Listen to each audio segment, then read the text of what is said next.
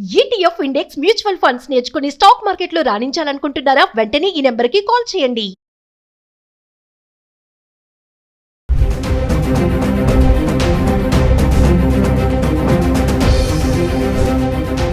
నమస్తే, welcome back to Suman TV. Present మనతో పాటు ఉన్నారు అనలిస్ట్ మందర కృష్ణారెడ్డి గారు. నమస్తే సార్. నమస్తే అమ్మా.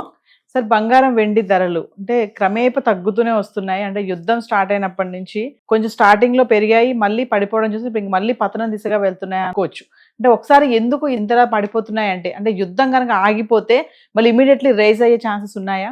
మనం చెప్తూనే ఉన్నాం వరుసగా, ప్రతి వారం మనం చెప్తున్న హెచ్చరికల లోపల యుద్ధం వల్ల తాత్కాలికంగా కొంచెం పడిపోవడం కానీ తాత్కాలికంగా కొంచెం పెరగడం కూడా జరగడానికి అవకాశాలు ఉంటాయి.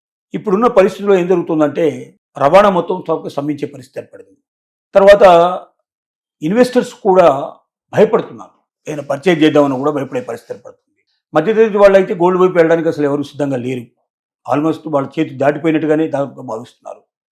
తర్వాత ఇంపోర్ట్ అవ్వాల్సినటువంటి బంగారం వారం రోజులు రాకుండా ఒకేసారి వారం రోజుల తర్వాత మొత్తం టోటల్గా వారం రోజుల బంగారం అంతా ఒకే రోజు దిగింది అనుకోండి. ఎందుకంటే విమానాలు ప్రయాణాలు తగ్గిపోయినాయి, చాలా దేశాల్లో ఆగిపోయింది. మొత్తం గల్ఫ్ దేశాల నుంచి మొత్తం ప్రయాణం అంతా ఆగిపోయింది.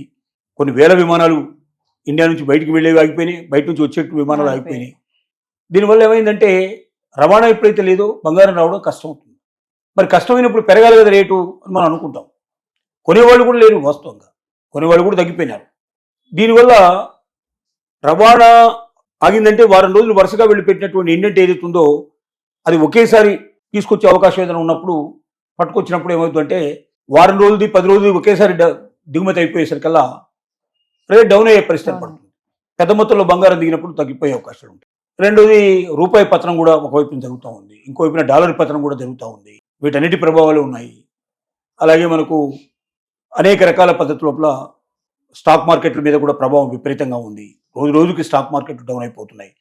24,000 ఉండేటువంటి మనకు స్టాక్ మార్కెట్ లోపల బాంబే స్టాక్ ఎక్స్చేంజ్ ఏదైతుందో ఇవాళ 17,000కు వచ్చే పరిస్థితి, 18,000కు వచ్చే పరిస్థితి ఏర్పడింది. అంత డ్రాస్టిక్గా తగ్గిపోయింది. అంటే కొన్ని లక్షల కోట్లు ఆవిరైపోయినాయి. ఇలాంటివి చాలా కారణాలు ఉన్నాయి. తర్వాత గోల్డ్ విషయం లోపల ఇప్పుడు తగ్గుతుంది అంటే 1,000, 2,000, 3,000 ఇట్లా తగ్గుతుంది. ఇది పెద్ద గొప్పగా తగ్గినట్టు లెక్క కాదు. ఏది లక్షకు వచ్చేసిందమ్మా, 1,70,000 బంగారం ఒకేసారి లక్షకు వచ్చిందంటే అది వేరే విషయం. 5,000, 10,000 తగ్గుతుంది, మళ్ళీ 5-10,000 పెరుగుతుంది. ఫ్లక్చువేషన్లో కూడా మరి పెరిగే అవకాశాలు ఉంటాయి. దీన్ని నమ్మడానికి వీల్లేదు. డెఫినెట్గా ఈ రేటు పెరుగుతుంది. యుద్ధం ఆగిపోగానే విపరీతంగా పెరిగిపోయే అవకాశాలు ఉన్నాయి. నిపుణులు చెప్తున్న మాట ప్రకారంగా ఈ సంవత్సరాంతానికి 2026 చివరి నాటికి ఖచ్చితంగా 3 లక్షల రూపాయల కన్నా పైనే ఉంటుంది, కానీ 3 లక్షల రూపాయల లోపల మాత్రం బంగారం ఉండదు అనేది చెప్తున్నమాట. ఇది బంగారానికి సంబంధించిన విషయం. ఇకపోతే వెండి సంబంధం మనం తీసుకున్నట్టయితే వెండి కూడా తగ్గుతాం, 20,000, 25,000, 30,000 దాకా తగ్గడం కానీ మళ్ళీ కాస్త పెరగడం కానీ కామన్గా జరుగుతున్నట్టు మాటలే.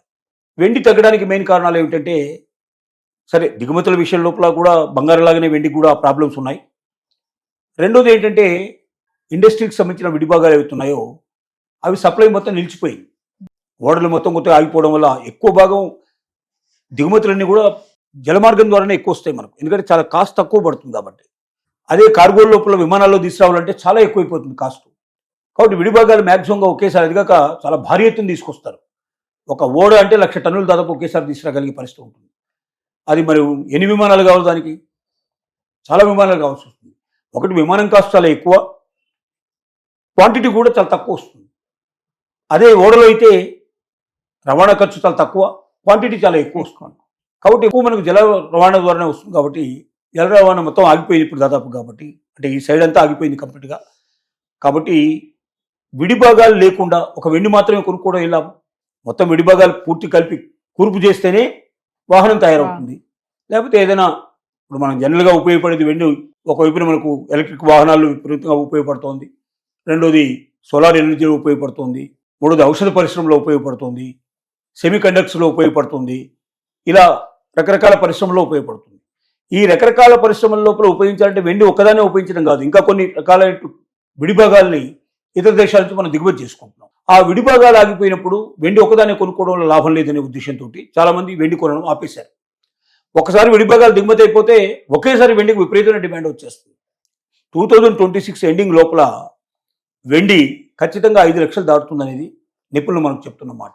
కాబట్టి మనకి పెరగదు, ఆగిపోయింది, ఇంకా మనకు రేట్లు తగ్గిపోతాయి అని భయపడాల్సిన అవసరం లేదు.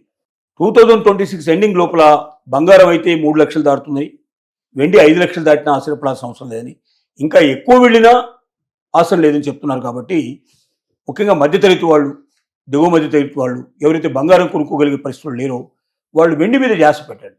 వెండి తగ్గితే మంచిదే కదా, ఇప్పుడు కొనుక్కుంటే వాళ్ళకి ఖచ్చితంగా రేపు పొద్దున 5 లక్షలు దాటింది అనుకోండి, ఇవాళ 1,70,000 1,80,000 వాళ్ళకి వస్తుంది, 3 ఇంతలు పెరిగే అవకాశం ఉంది.